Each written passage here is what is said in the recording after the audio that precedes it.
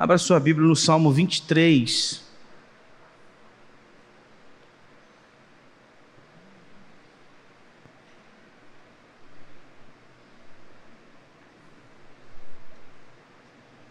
Salmo 23, que é o texto bíblico talvez mais conhecido, não só entre os cristãos, mas entre os não cristãos também. É um salmo extremamente conhecido, e eu tenho quase certeza que não só eu, mas outros irmãos aqui já tiveram boas experiências com o Salmo 23, em momentos específicos de sua jornada cristã. Hoje nós vamos fazer a exposição desse salmo, dando início às exposições desse mês de fevereiro, relacionadas ao aniversário da congregação, e nós veremos nesse salmo quanto o Senhor tem cuidado dessa congregação aqui em Paú, o quanto Ele tem sido o pastor desta igreja por tantos anos. Eu farei a leitura, os irmãos estejam acompanhando. O Senhor é o meu pastor, nada me faltará. Ele me faz repousar em pastos verdejantes, leva-me para junto das águas de descanso, refrigera minha alma. Guia-me pelas veredas da justiça por amor do seu nome. Ainda que eu ande pelo vale da sombra da morte, não temerei mal nenhum, porque tu estás comigo. O teu bordão e o teu cajado me consolam. Preparas-me uma mesa na presença dos meus adversários, unges-me a cabeça com óleo, o meu cálice transborda. Bondade e misericórdia certamente me seguirão todos os dias da minha vida, e habitarei na casa do Senhor para todo sempre. Irmãos, o Salmo 23, ele está localizado no primeiro livro do Saltério. Se a sua Bíblia for igual à minha, que é a revista atualizada da Sociedade Bíblica do Brasil, você vai perceber que no decorrer do livro dos Salmos, nós temos assim, livro 1, livro 2, livro 3, livro 4 e livro 5. Então começa o livro 1, se você quiser ver, por exemplo, lá no Salmo 1, vai estar escrito em cima assim, livro 1. E aí esse livro 1 vai até, se eu não me engano, o Salmo 42, ou 41 na verdade. E aí o 42 começa o livro 2. Então são 5 livros que compõem o Saltério. E esta organização, ela foi feita depois da composição dos Salmos. Os Salmos, eles foram compostos em épocas distintas, nos mais diversos períodos da história de Israel, mas depois de um período, crê-se que foi no período pós-exílio babilônico, que os Salmos foram organizados. E essa organização do Saltério, ela não foi uma organização solta, eles não foram simplesmente pegando os salmos e anexando de qualquer jeito. Existe uma relação entre os salmos. E Deus, nós entendemos que Deus não só inspirou a composição dos salmos, como Ele também inspirou a organização dos salmos. E o Salmo 23, ele se encontra dentro do primeiro livro, que vai falar sobre confrontação. Ele vem tratando a respeito do rei. Começa o Salmo 1 dizendo que bem-aventurado é o homem que anda de acordo com a vontade do Senhor e não se assenta no conselho dos ímpios. No capítulo 2, que é o Salmo 2, já fala a respeito do rei ungido. Então, essa ideia de viver uma vida justa e de um rei ungido vai sendo trabalhada no decorrer do primeiro livro. E essa confrontação entre o rei que é ungido e que não é aceito pelos homens, e há esse confronto dele com a humanidade, com os inimigos do povo de Deus. E este salmo em específico, o Salmo 23, ele é considerado um salmo de confiança. Nós encontramos aqui salmo de lamento, nós encontramos salmos de louvor, nós encontramos salmos de ação de graças, e esse Salmo 23 é um salmo de confiança. é aquele que deposita a sua confiança no Senhor. Então, no decorrer de todo o Salmo, nós veremos a relação entre os Salmos, mas algo que nos chama muita atenção, quando você vai para Lucas 24, versículo 44, Jesus disse assim, que ele explicou o Antigo Testamento para os seus discípulos, de maneira que eles entendessem que tudo aquilo que estava escrito na lei, nos profetas e nos salmos, dizia respeito dele. Ele era o foco. Então, assim como os evangelhos, as cartas e todo o livro do Novo Testamento, os livros do Antigo Testamento também falam de Jesus. E o Saltério fala de Jesus. E aqui nós veremos que esse rei davídico, ou rei Davi aqui no Salmo 23, que é um tipo de Cristo, ele tem suas experiências declaradas nos Salmos. Quando você vai para o Salmo 22, você percebe que parte do Salmo foi usada por Jesus na cruz. Deus meu, por que me desamparaste? Então fala do sofrimento do Messias. O Salmo 23 fala desse pastoreio do Messias. O Salmo 24 fala do momento onde o Messias é recebido na glória, depois da sua morte, ressurreição e ascensão. E ele então é recebido, reconhecido como Rei poderoso, aquele que governa céus e terra.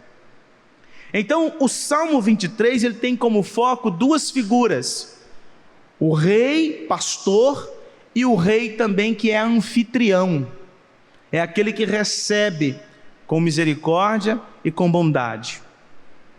Quando nós olhamos para a história de Israel, nós percebemos que essa ideia de Deus como rei pastor, ela faz parte de toda a história desde o princípio.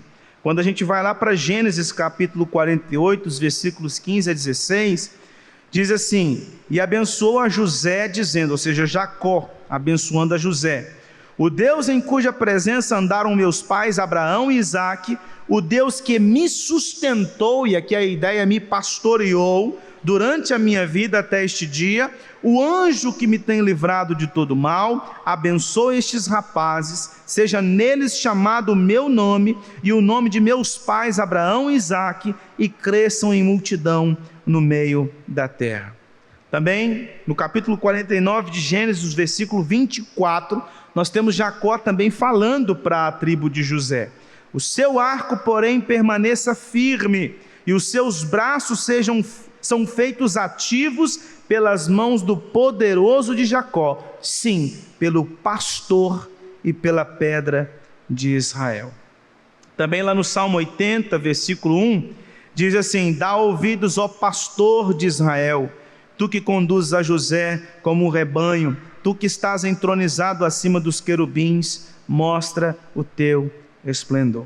Então, a imagem no Salmo 23 é de que o Senhor de Davi, que é um Senhor pastor, é o rei pastor de Davi, ele reina sobre tudo e sobre todos. Ele reina sobre a terra, ele reina sobre o seu povo, ele cuida do seu povo, ele sustenta o seu povo, ele pastoreia o seu povo. Então, o Salmo 23 tem como título o zelo do Supremo Pastor pelo seu rebanho, pelo seu povo. Então nós veremos aqui, primeiro dos versículos de 1 a 4, que Deus pastoreia o seu povo. Deus pastoreia o seu povo. O Senhor é o meu pastor. É muito interessante como que Davi começa. Ele fala desse relacionamento extremamente íntimo e pessoal com o Senhor Deus. O Senhor é o meu pastor pessoal. Eu acho interessante que lá em 1 Coríntios fala que a igreja estava dividida praticamente em 4 grupos, e aí uns eram de Paulo, outros eram de Apolo, outros eram de fulano, outros eram de ciclano. E é muito interessante porque a gente tem essa cultura de abraçar um pastor e fala assim, esse que é meu pastor. Às vezes a pessoa está 40 anos na mesma congregação, já passaram ali 4 pastores, está um 5º lá, Mas ela fala assim: mas o meu pastor é fulano. O meu pastor é ciclano. Eu até gosto dos outros, mas o meu pastor é fulano de tal. Aqui Davi está dizendo assim: o meu pastor é o rei de Israel. O meu pastor é aquele que cuida do seu povo desde o princípio, aquele que é fiel à sua liderança. O meu pastor é aquele que tem uma aliança com o seu povo, é aquele que cuida do seu povo. E aí por isso que ele diz: nada me faltará. Davi não está dizendo aqui que as pessoas que são pastoreadas pelo Senhor não passam por dificuldades, não passam por um período de escassez, até porque eu tenho convicção de que Paulo era salvo, e de que Paulo era pastoreado por esse pastor de Davi aqui, o nosso Senhor. E ele disse: eu sei viver contente na escassez. Então, nada me faltará não significa que dificuldades não virão, até porque ele mostra para nós o que significa esse nada me faltará. Nada me faltará aqui ele me faz repousar em pastos verdejantes, leva-me para junto das águas de descanso, refrigera minha alma e guia-me pelas veredas da justiça por amor do seu nome. Isso que não vai faltar. Não vai faltar o quê? Primeiro, o cuidado do Senhor, a provisão do Senhor. Ele me faz repousar em pastos verdejantes. O que a ovelha precisa? De alimento. E Davi, como ele chama Deus de pastor, ele está se colocando como ovelha. E nós sabemos muito bem que uma das características da ovelha é a sua necessidade de ser cuidada e dirigida. E aqui Davi está dizendo assim: ele me faz repousar em lugar onde eu tenho um bom alimento, provisão física e espiritual. Ele sabe que nada me faltará diz respeito à provisão, aquilo que ele precisa, aquilo que é necessário. Só que geralmente eu e você não estamos satisfeitos com o necessário. A gente quer além do necessário. E por isso que vem muita coisa na nossa cabeça. Por isso que a gente é tomado pela ansiedade, pelo medo, pela preocupação. Porque a gente quer além da necessidade. A gente não se contenta com o que temos. Mas Davi ainda continua: ele me leva para junto das águas de descanso, ou seja, ele refrigera, ele cuida de mim, ele cuida da minha alma. Ele não só providencia o alimento, ele não só providencia todos os recursos espirituais, mas nele eu encontro paz, nele eu encontro descanso, nele eu encontro alegria, nele eu encontro todo o cuidado necessário para a minha jornada nesse mundo, porque nele eu consigo descansar. A vida é árdua sem o Senhor, e no Senhor eu encontro paz, eu encontro alegria, eu encontro descanso. E Davi continua: refrigera a minha alma. E aqui a ideia de refrigera a minha alma é restaura a minha alma. E como que Deus restaura a minha e a sua alma? Como que ele restaurava a alma de Davi? Pela lei. Salmo 19, versículo 7: a lei do Senhor é perfeita e restaura a alma. Por isso que Davi diz: guia-me pelas veredas da justiça. O que são essas veredas da justiça? A lei do Senhor, a palavra do Senhor. E por que o Senhor faz com que ele repouse em pastos verdejantes, faz com que ele o leve para águas de descanso? Por que Deus restaura a alma de Davi? Por que Deus guia Davi pelas veredas da justiça? O versículo 3 na parte final diz: por amor do seu nome. Deus não faz por Davi por causa de Davi. Deus faz por Davi por causa da fidelidade que ele tem à sua própria palavra. Até porque eu acredito que na sua Bíblia, o Senhor aí está em letras maiúsculas. E Senhor em letras maiúsculas é o chamado nome de Deus. E aqui é o nome pactual. Então, se nós pudéssemos traduzir o versículo primeiro ao pé da letra, seria: o Deus da aliança é o meu pastor. E é por isso que no versículo 3, na parte final, Davi diz: por amor ao seu nome. Deus cuida de mim porque Ele tem fidelidade com a sua palavra. Ele é fiel à aliança.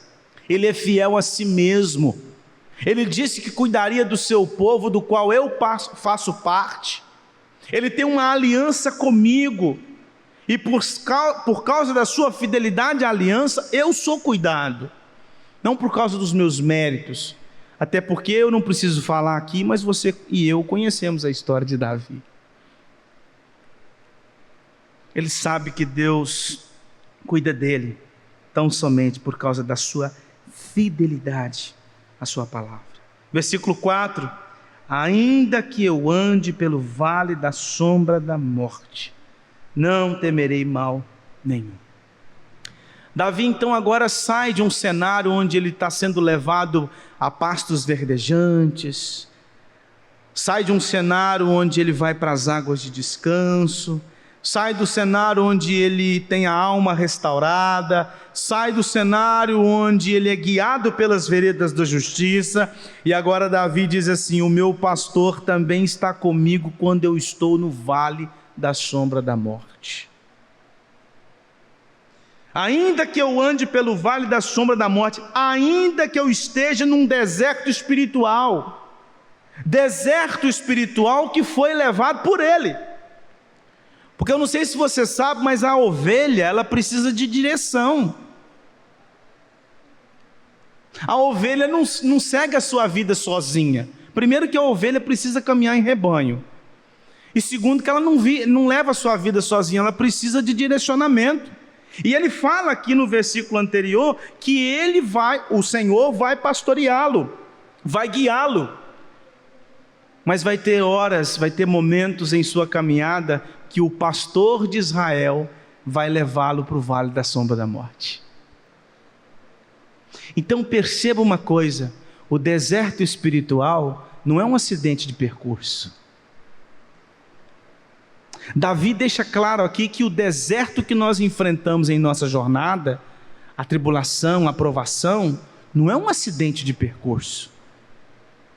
Não é um momento em que Deus se esqueceu de nós. Ele se esqueceu de nós e daqui a pouco, quando percebe, nós estamos passando pelo vale da sombra da morte. Não, o vale da sombra da morte é uma agenda de Deus.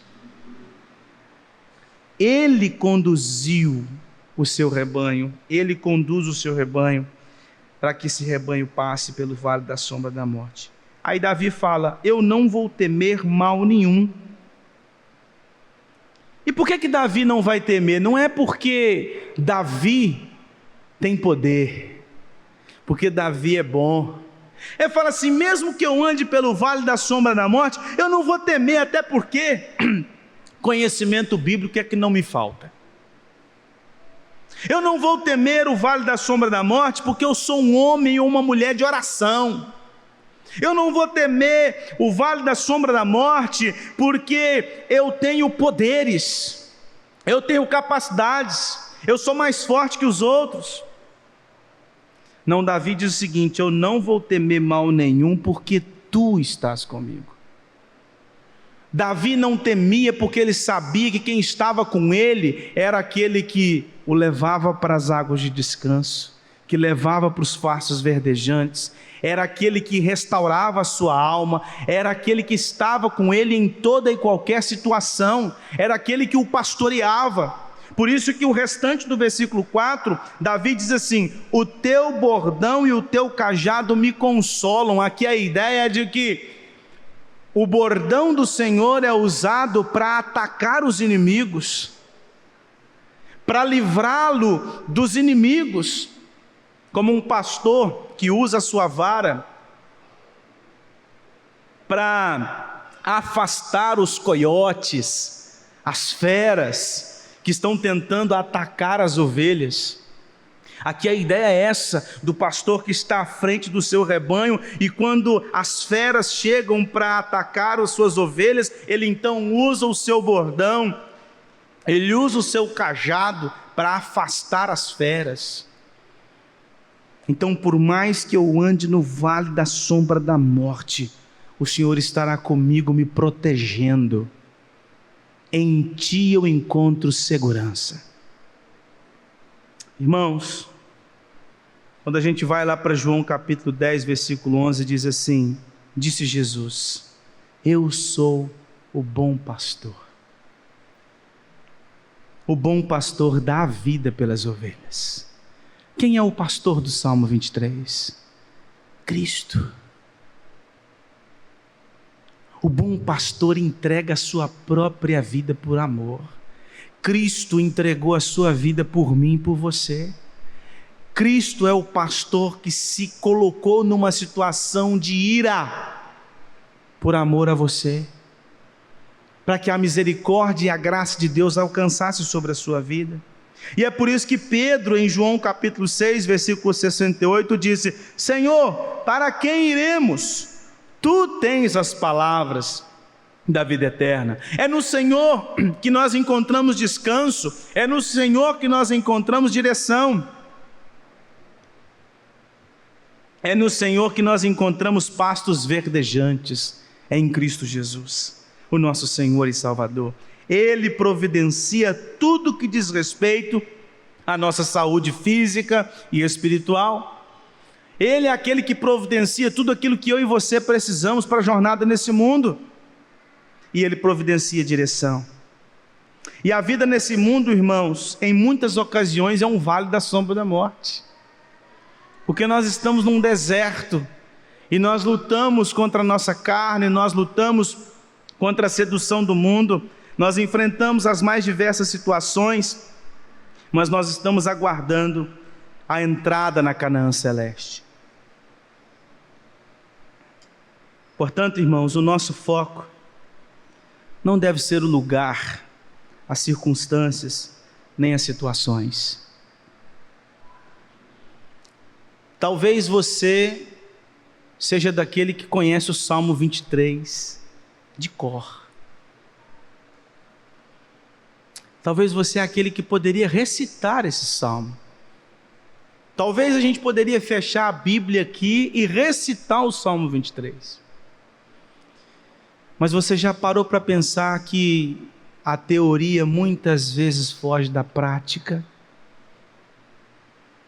Você sabe que Ele é o seu pastor, você sabe que Ele te leva para as águas de descanso, você sabe que Ele te guia para pastos verdejantes, você sabe que Ele te guia nas veredas da justiça, você sabe que mesmo que você ande pelo vale da sombra da morte, você não precisa temer, porque Ele está contigo. Mas aí quando a tribulação, a provação chega, o que você faz? Você olha para a situação,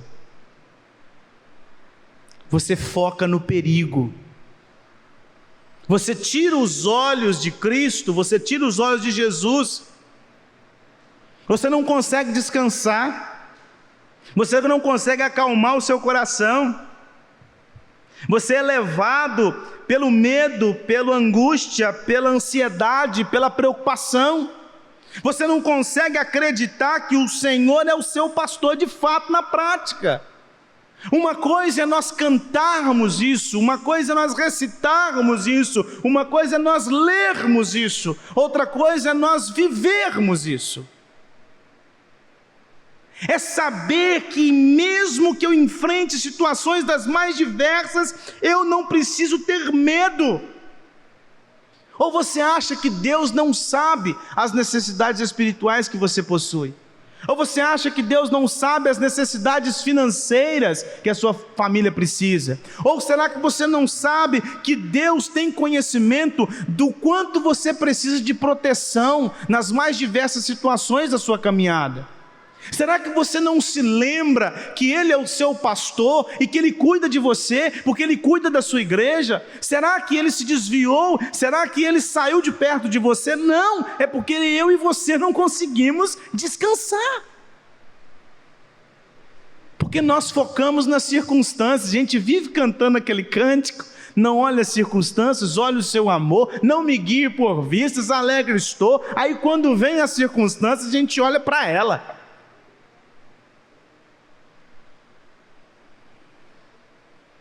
A gente não descansa. A gente acha que Deus não é competente para cuidar da gente. A gente acha que Deus não é esse pastor assim que a Bíblia fala. A gente acha que Ele não vai cuidar da gente como a gente acha que precisa ser cuidado.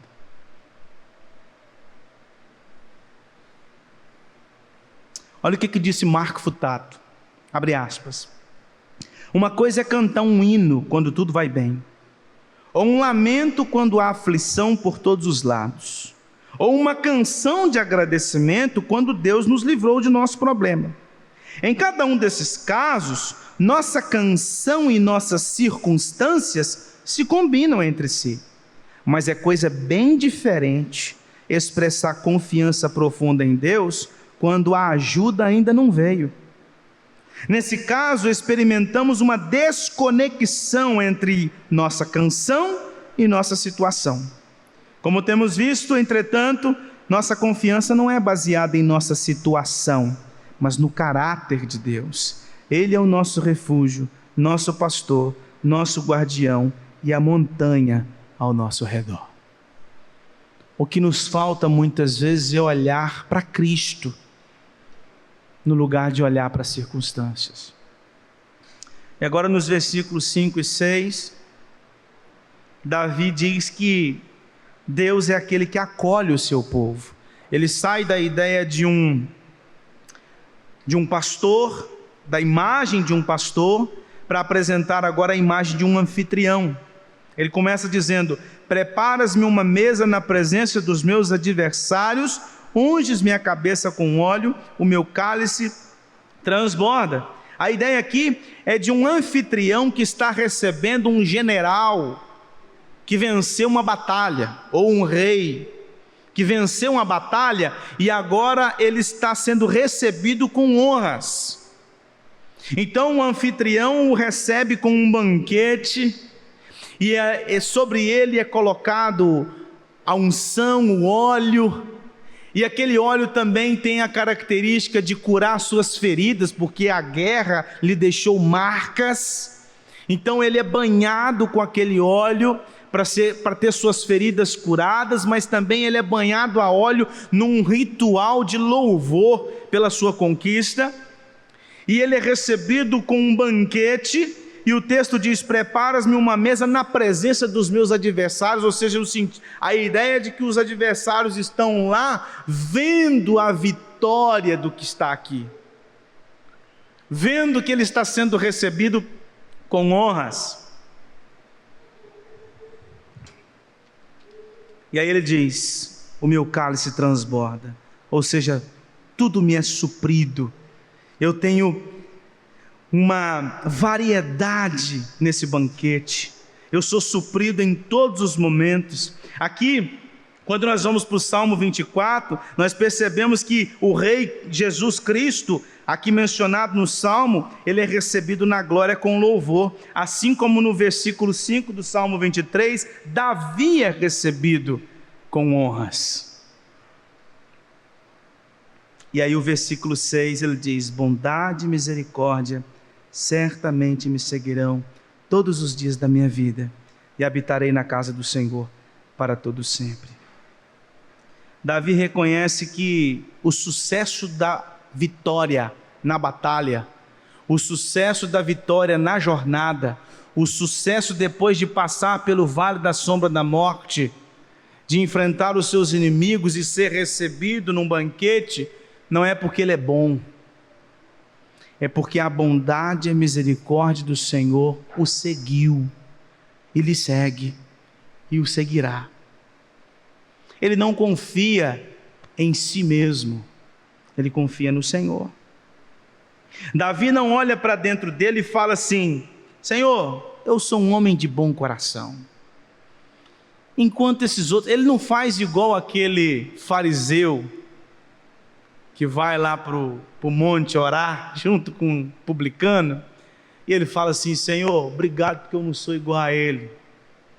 Davi não chega e fala assim: eu sou uma pessoa de bom coração, eu sou uma pessoa boa, eu sou uma pessoa competente, poxa, eu sou o rei de Israel. Não, ele fala assim: eu sou um miserável que carece da tua misericórdia. Eu sou um miserável que carece da tua bondade, porque a bondade e a misericórdia do Senhor são a causa do meu sucesso. O meu sucesso, as minhas conquistas, as conquistas na batalha, não são créditos meus, mas do Senhor. Bondade e misericórdia certamente me seguirão todos os dias da minha vida. Por que Davi confiava que a bondade e a misericórdia do Senhor estaria com ele todos os dias? Porque ele sabia que Deus era fiel. Eu, o Senhor, não mudo, é o que Malaquias disse no capítulo 3. Deus não muda. Se ele disse que ama o seu povo e que cuidará do seu povo, ele continuará cuidando até o fim. Então ele sabe que a fidelidade do Senhor há de cuidar dele durante toda a sua jornada. E aí o final do versículo 6 diz: e habitarei na casa do Senhor para todo sempre. Em primeiro lugar, Davi está aqui olhando para o templo de Jerusalém. A primeira aplicação é essa. Ele está olhando para o templo de Jerusalém como o lugar onde ele vai estar com os seus irmãos na fé, servindo ao Senhor, celebrando ao Senhor, realizando sacrifícios ao Senhor, porque o templo, o tabernáculo em Jerusalém, era uma figura do relacionamento de Deus com o seu povo. Era Deus estando no meio do seu povo. Então Davi olha nesse momento para o templo como um lugar onde ele tem que ir para servir ao Senhor, porque lá, juntamente com o povo do Senhor, ele vai cultuar, ele vai celebrar o nome do Senhor, pelas bênçãos do Senhor. Ele vai louvar o Senhor por ser o seu pastor, ele vai louvar o Senhor por levá-lo a pastos verdejantes, ele vai celebrar ao Senhor porque o Senhor o leva à água de descansos, ele vai celebrar ao Senhor porque o Senhor o guia nas veredas da justiça, ele vai cultuar o nome do Senhor, porque ainda que ele ande pelo vale da sombra da morte, o Senhor está com ele, o Senhor o protege, e que a bondade e a misericórdia do Senhor está com ele todos os dias de sua vida. É por isso que ele vai celebrar ao Senhor. Mas também a casa do Senhor também lembrava para Davi que esse mundo é passageiro. A casa do Senhor lembrava para Davi que um dia ele almejava estar com o Senhor pelos séculos dos séculos. Um dia ele estaria celebrando o Senhor nas alturas, junto com todo o povo de Deus. Então ele olhava para o presente, mas também olhava para o futuro. Portanto, irmãos, algumas aplicações ficam para nós desse texto. E a primeira delas é que Cristo conhece o nosso sofrimento. Aqui nós estamos falando de um pastor que cuida do seu rebanho. E esse pastor é Cristo. E o pastor que cuida do seu rebanho é aquele que sabe o sofrimento que o rebanho passa, porque ele passou por todo esse sofrimento. O Salmo 22 fala sobre isso. Quando nós vamos para Hebreus capítulo 2, versículo 14, diz assim: visto, pois, que os filhos têm participação comum de carne e sangue, destes também ele, ou seja, Cristo, igualmente, participou para que por sua morte destruísse aquele que tem o poder da morte, a saber, o diabo. Então, irmãos, se Cristo conhece o meu e o seu sofrimento, se Cristo conhece as suas necessidades, se Cristo conhece as suas carências, você precisa confiar nele. Você precisa descansar o seu coração no fato de que Ele é o seu pastor e Ele cuida de você em todas as circunstâncias. No meio das angústias da vida, nós precisamos nos lembrar que o nosso pastor, ele é rei. E que nós estamos seguros neste mundo, porque nós somos mais do que vencedores em Cristo Jesus. Olha o quanto Deus tem cuidado desta congregação durante os seus 68 anos. Quanta história vocês aqui têm para contar. Eu estou com vocês só de 2021 para cá. Eu tenho certeza que se eu pegar aqui aqueles que já são membros desta igreja há muitos anos, poderão contar várias e várias histórias dos feitos do Senhor nesta congregação. E apesar de tudo que essa congregação enfrentou, ela ainda está aqui. Apesar das dificuldades, apesar das lutas, apesar das situações das mais diversas, apesar dos dias ruins e dos dias bons, apesar do fato de vermos às vezes alguns dos nossos irmãos tendo partido para estar com Cristo e não estão mais aqui conosco servindo ao Senhor, ou aqueles que partiram para servir ao Senhor numa outra congregação, ou aqueles que simplesmente ficaram no caminho e que não estão servindo mais ao Senhor, mas apesar de tudo, a congregação está aqui, porque o Senhor é o nosso pastor. Ele cuida da sua igreja. Agora vale ressaltar, bem verdade, e nós temos exemplo no Novo Testamento, igrejas locais morrem. O que não morre é a igreja de Cristo. Vocês conhecem as histórias das igrejas da carta em Apocalipse, nas cartas de Apocalipse, né? As igrejas que ali não existem mais. Mas isso significa que a igreja perdeu, que a igreja acabou? Não, a igreja continua viva no mundo, mas Deus continua cuidando desta congregação, e tem cuidado dela até hoje, e eu espero que você tenha confiança de que o Senhor é o seu pastor, é o pastor dessa congregação, e que é nele que nós devemos depositar nossa confiança, o nosso descanso. Talvez há alguém aqui nesta noite que ainda não encontrou descanso para a alma, que ainda está lutando contra o pecado, que ainda não encontrou paz, que ainda não encontrou refrigério, que não sabe o que é estar em pastos verdejantes, em águas de descanso e ser dirigido pela palavra do Senhor. Talvez tenha alguém assim aqui, e é o momento em que você tem que se render a esse pastor. É o momento em que você tem que pedir para que esse pastor seja o seu pastor, para que você faça como Davi fez: o Senhor é o meu pastor, e que você possa fazer a mesma declaração: o Senhor é o meu pastor, e porque Ele é o meu pastor, Ele cuida de mim, porque Ele é o meu pastor, Ele me redimiu, porque Ele é o meu pastor, Ele providencia tudo que eu preciso, porque Ele é o meu pastor, ainda que eu viva dias difíceis nesse mundo, Ele cuidará de mim, Ele me sustentará. E por último, irmãos, o que nós aprendemos com esse texto é que quem deseja estar com o Senhor para sempre deve amar a congregação dos santos. Olha o que Davi fala no final do texto: e habitarei na casa do Senhor para todo sempre. Porque ele entende que estar ali com os seus irmãos na fé, celebrando, cultuando ao Senhor, aquilo não é um prelúdio da nossa estadia em novos céus e nova terra, celebrando ao Senhor pelos séculos dos séculos. Então quem ama ao Senhor e quem deseja estar com o Senhor pelos séculos dos séculos, precisa amar o dia do Senhor, precisa amar o culto ao Senhor. Vou fazer uma ilustração aqui.